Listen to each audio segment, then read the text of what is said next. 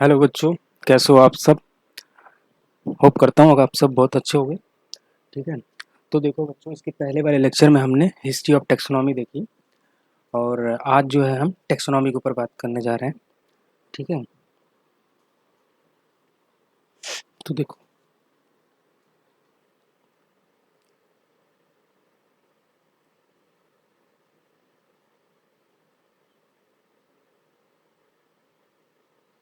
Taxonomy, देखो बच्चों, जो टेक्सोनॉमी वर्ड है वो डिराइव्ड है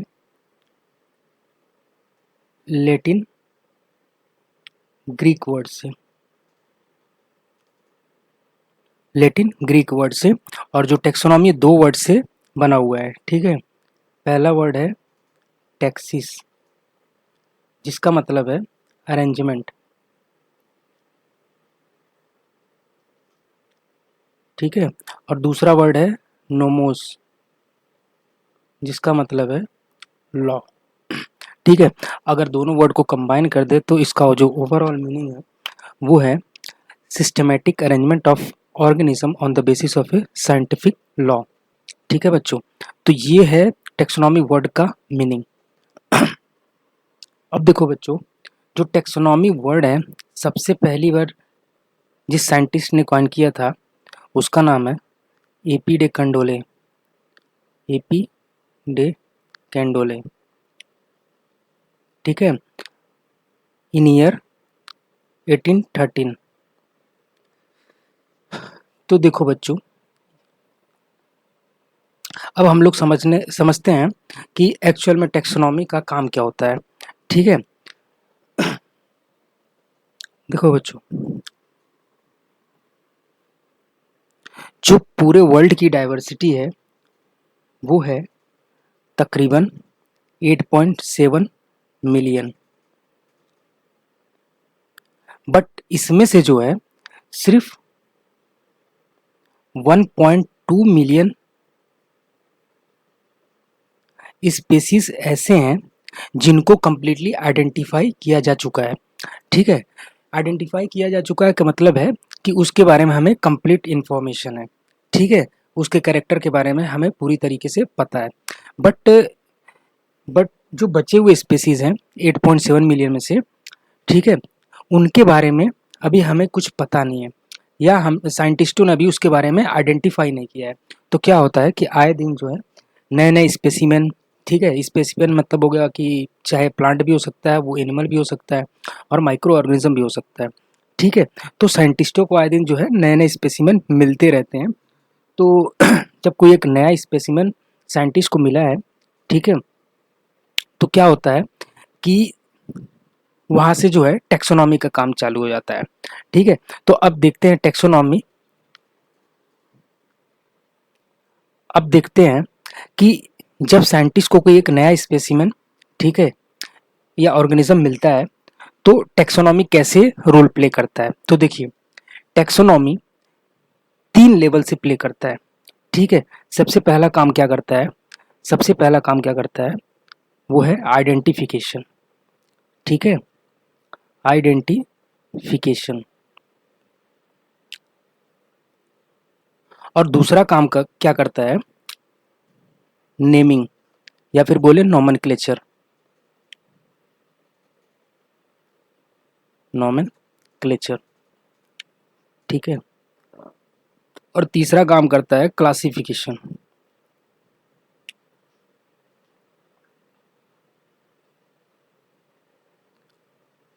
तो आइए बच्चों, एक एक करके हर वर्ड का मतलब समझते हैं। ठीक है। देखो बच्चों, जैसे ही साइंटिस्ट को कोई नया स्पेसिमेन मिलता है तो सबसे पहला टैक्सोनॉमी क्या काम करता है, उसका आइडेंटिफिकेशन करता है। फिर उसके बाद दूसरा जो काम करता है वो उसका नॉमेनक्लेचर का काम करता है। ठीक है। और तीसरा काम जो है क्लासिफिकेशन होता है। अब देखो बच्चों, जो पहला स्टेप है आइडेंटिफिकेशन। आइडेंटिफिकेशन का सिंपल सा मतलब, देखो बच्चों, आइडेंटिफिकेशन और क्लासिफिकेशन में थोड़ा सा कंफ्यूजन होता है। ठीक है। तो हम उस कंफ्यूजन को क्लियर कर देते हैं। ठीक है। देखो, आइडेंटिफिकेशन का मतलब हो गया कि आइडेंटिटी। यहाँ एक हम एक इंडिविजुअल ऑर्गेनिज्म की बात कर रहे हैं। ठीक है। और क्लासिफिकेशन जो होता है वो क्या होता है, ग्रुपिंग की बात करता है, मतलब कलेक्शन की बात करता है। और जो आइडेंटिफिकेशन है सिर्फ एक इंडिविजुअल स्पेसीज या ऑर्गेनिज्म की बात करता है, ठीक है। तो दोनों में अंतर है, ठीक है। एक इंडिविजुअल ऑर्गेनिज्म की बात करता है और क्लासिफिकेशन ग्रुप सिस्टम की बात करता है। वहाँ किसी एक इंडिविजुअल ऑर्गेनिज्म की बात नहीं होती, ठीक है। तो देखो बच्चों, जो पहला स्टेप है पहला स्टेप जो टेक्सोनॉमी का है वो है आइडेंटिफिकेशन। आइडेंटिफिकेशन में क्या होता है कि जैसे ही साइंटिस्ट को कोई एक नया स्पेसिमेन मिला है, ठीक है, चाहे वो प्लांट हो या एनिमल हो या माइक्रो ऑर्गेनिज्म हो, तो आइडेंटिफिकेशन क्या करता है, उस स्पेसिमेन का कंप्लीट इंफॉर्मेशन निकालता है, complete information of its character, ठीक है। अब वो जो कैरेक्टर होता है वो एक जनरल कैरेक्टर भी हो सकता है और स्पेसिफिक कैरेक्टर होता है।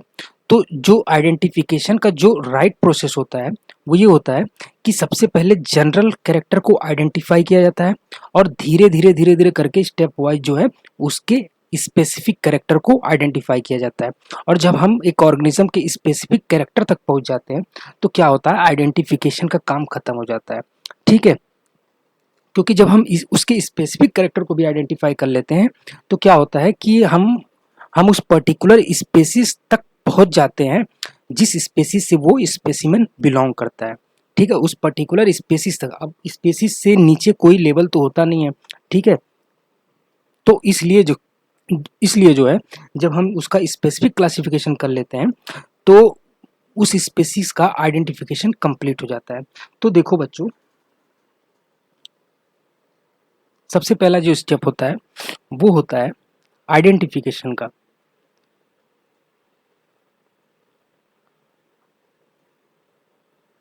आइडेंटिफिकेशन का तो आइडेंटिफिकेशन हम लोग क्या करते हैं, हमने क्या सीखा कि आइडेंटिफिकेशन में हम लोग क्या करते हैं, कोई स्पेसिमेन जो हमें मिला है उसके कंप्लीट कैरेक्टर की हम स्टडी करते हैं, ठीक है। और कहाँ से हम शुरू करते हैं, सबसे पहले उसके जनरल कैरेक्टर से शुरू करते हैं। जनरल कैरेक्टर का मतलब हो गया जो हम लोग इजीली ऑब्जर्व कर सकते हैं उस ऑर्गेनिज्म में, ठीक है, लाइक उसका शेप, फॉर्म, स्ट्रक्चर, कलर, ठीक है। ये सब चीज़ों की स्टडी सबसे पहले करते हैं और उसके स्पेसिफिक कैरेक्टर मतलब हो गया उसका इंटरनल स्ट्रक्चर की स्टडी, उसका न्यूक्लियर लेवल पे स्टडी, उसके डीएनए और जेनेटिक्स लेवल की स्टडी, उसको हम लोग क्या बोलते हैं, स्पेसिफिक आइडेंटिफिकेशन, ठीक है। तो आइडेंटिफिकेशन सबसे पहले कहाँ से स्टार्ट होता है, ठीक है, सबसे पहले कहाँ से स्टार्ट होता है, उसके जनरल कैरेक्टर से, ठीक है, जनरल कैरेक्टर से, ठीक है। और एंड कहाँ पे होता है, स्पेसिफिक कैरेक्टर पे,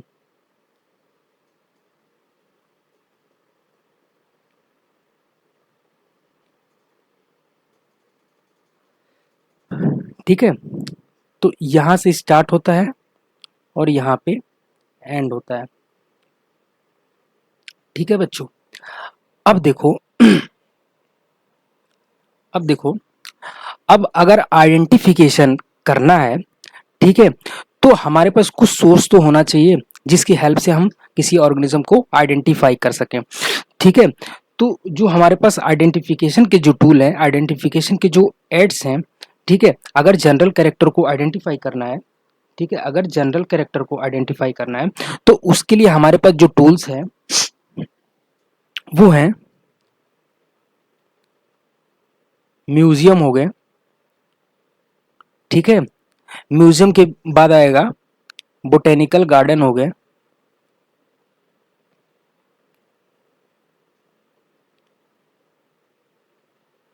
फिर आपका हर्बेरियम हो गया,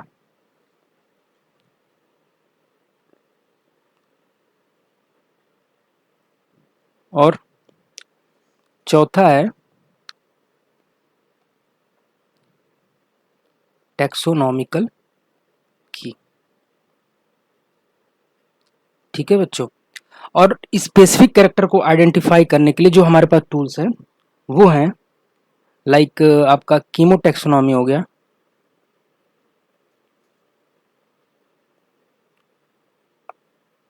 ठीक है, साइटोटैक्सोनॉमी हो गया,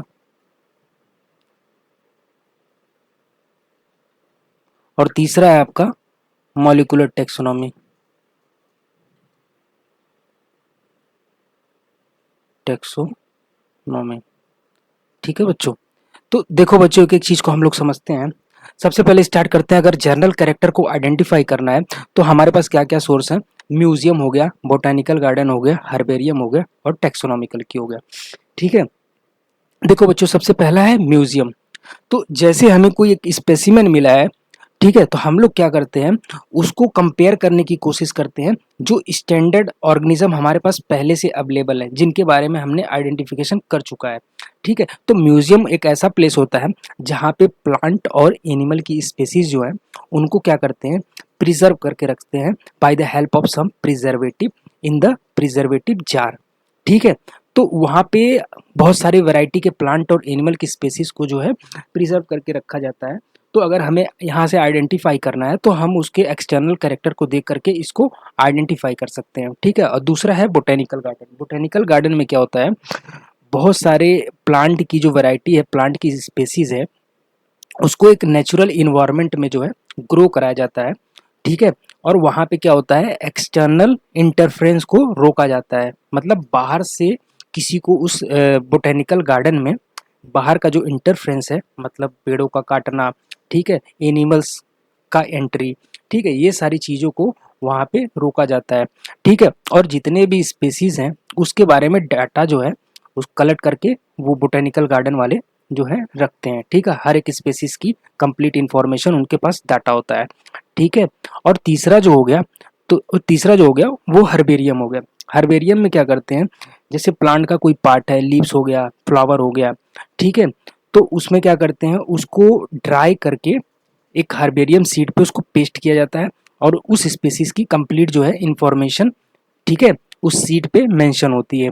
ठीक, तो हमने तीन सोर्स देखा, म्यूजियम, बोटेनिकल गार्डन, हर्बेरियम।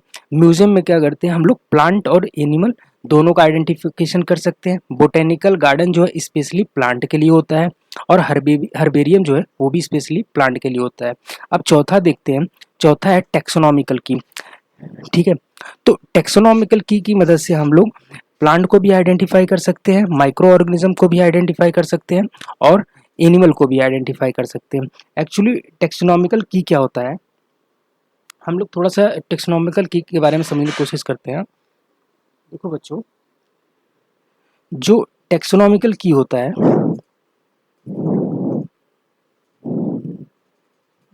जो टेक्सोनॉमिकल की है, ठीक है,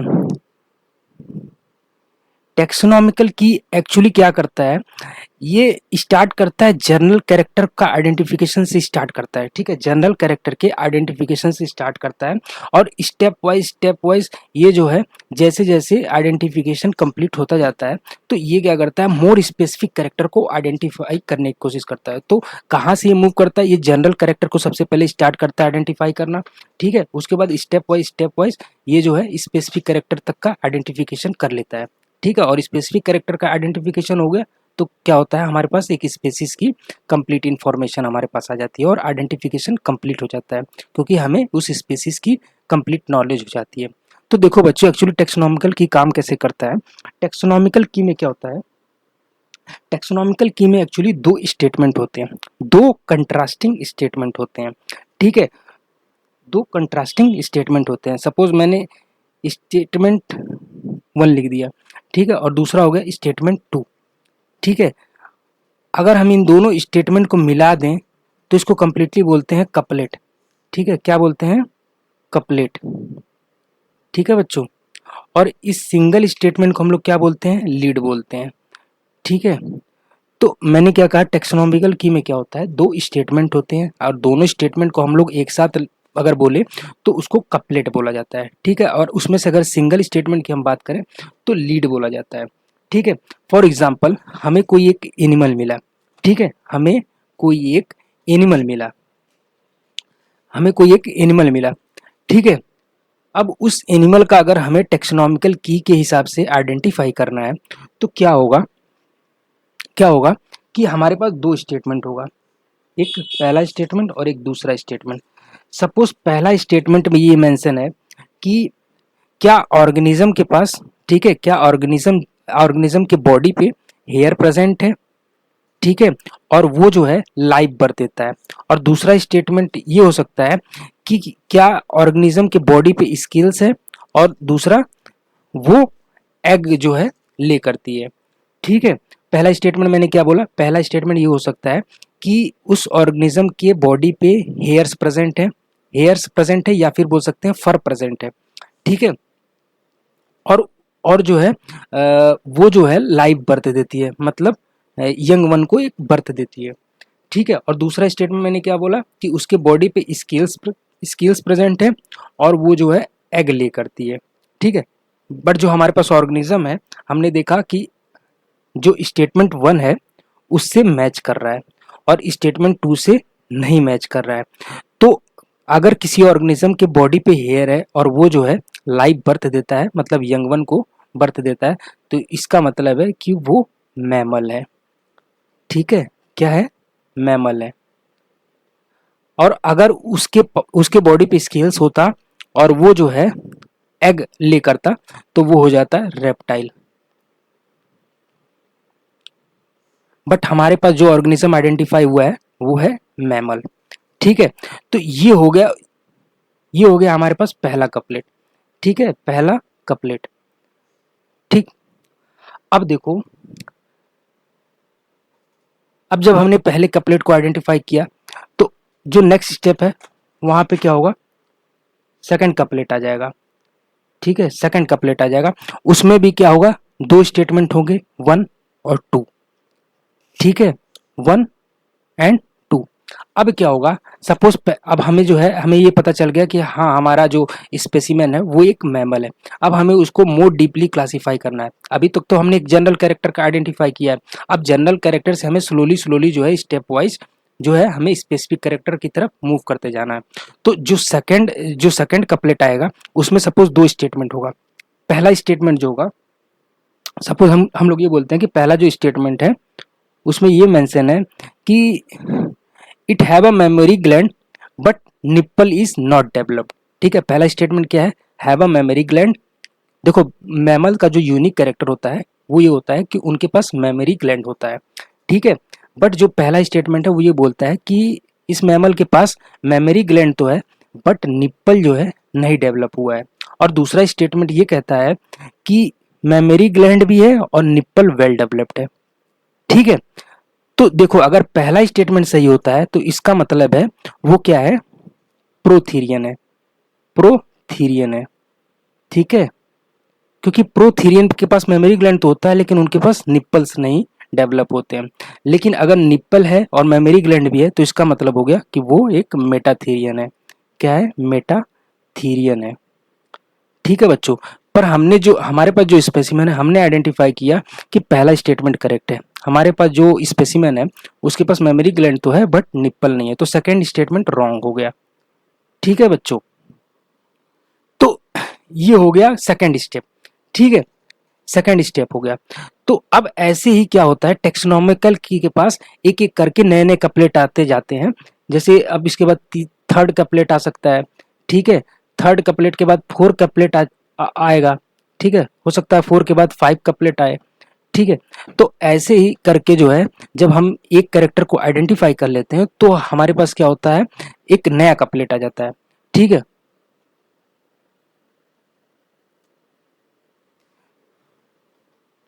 तो बच्चों क्या होता है कि जैसे ही हम पहले कपलेट से मूव ऑन करते जाते हैं नेक्स्ट नेक्स्ट कपलेट की तरफ, तो क्या होता है कि हमें मोर स्पेसिफिक कैरेक्टर के बारे में आइडेंटिफिकेशन होता जाता है। ठीक है, और जब हमारे पास एक लास्ट कपलेट आ जाएगा, ठीक है, लास्ट कपलेट आ जाएगा, तो वहां पे क्या होगा कि हमारे हमारे को हम अपने को जो है मोस्ट स्पेसिफिक कैरेक्टर का आइडेंटिफिकेशन हम कर लेंगे। ठीक है, इसको एक और तरीके से समझने की कोशिश करते हैं। ठीक है, एक और तरीके से हम लोग इसको समझने की कोशिश करते हैं। ठीक है, देखो बच्चों, सपोज अगर मैं ये कहूं कि हमारे पास जो टोटल नोन स्पेसीज है, हमारे पास जो टोटल नोन स्पेसीज है, ठीक है, वो है 100। ठीक है, हमारे पास जो टोटल नोन स्पेसीज है वो है 100।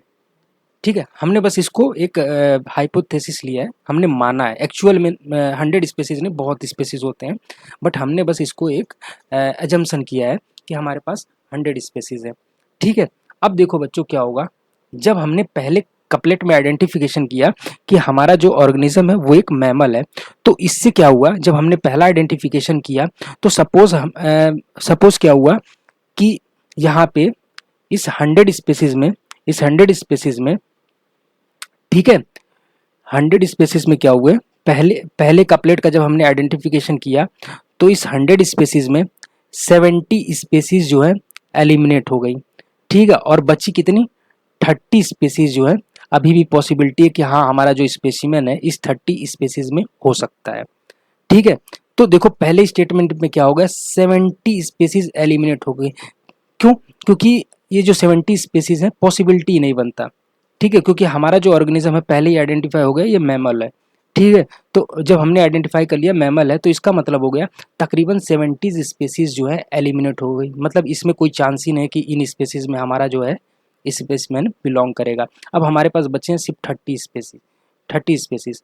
तो ज़्यादा चांसेस है कि अब इस 30 स्पेसीज में से ही हमारा जो स्पेसिमेन है वो बिलोंग करेगा।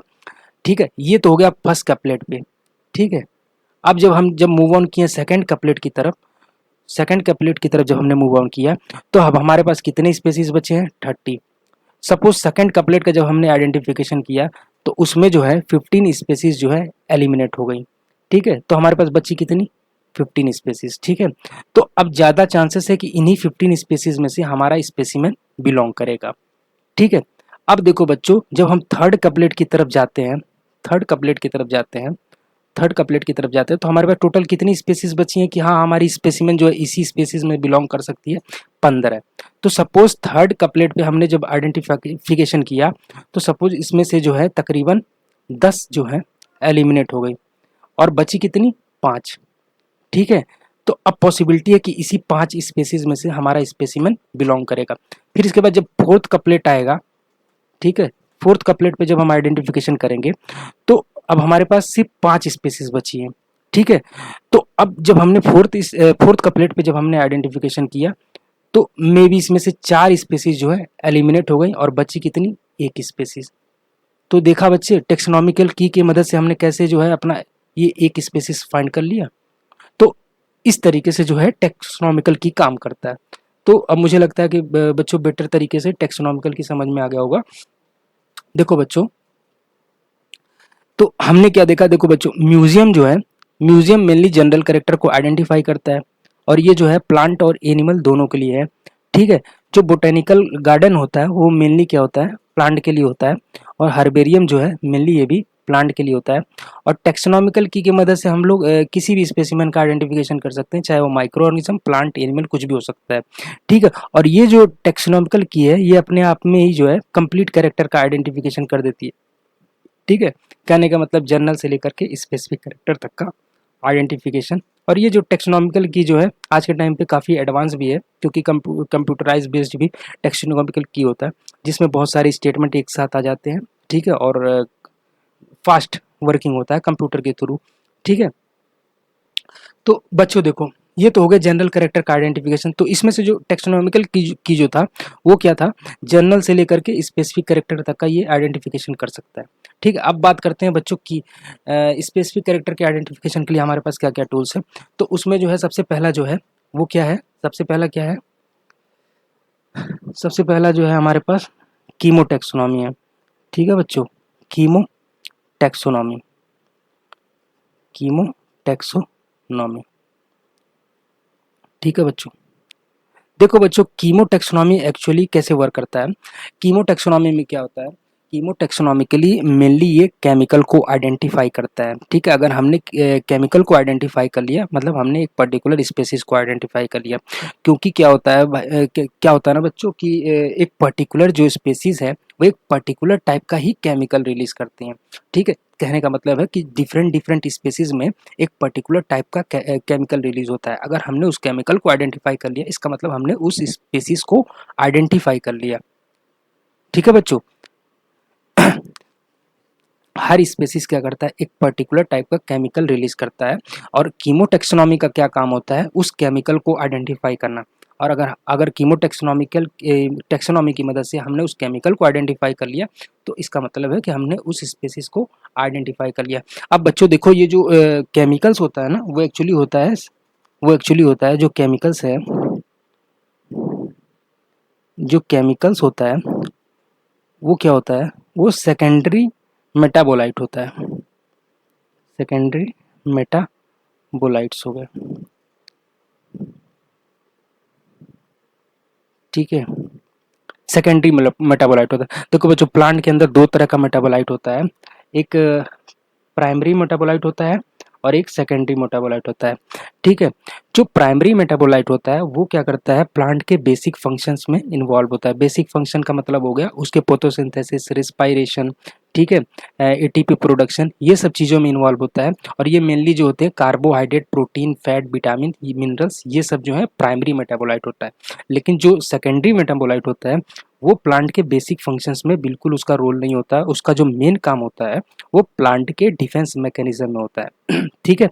हर एक प्लांट जो है एक पर्टिकुलर टाइप का केमिकल रिलीज करती है और वो क्या करता है, प्लांट का डिफेंस मैकेनिज्म में हेल्प करता है, ठीक है, प्लांट को प्रोटेक्ट करता है प्रीडेटर से, ठीक है बच्चों। तो हमने देखा कि कीमोटैक्सोनॉमी कैसे काम करता है, ठीक है। अब देखो बच्चों, जो दूसरे टाइप का टैक्सोनॉमी है वो है साइटोटैक्सोनॉमी, साइटोटैक्सोनॉमी।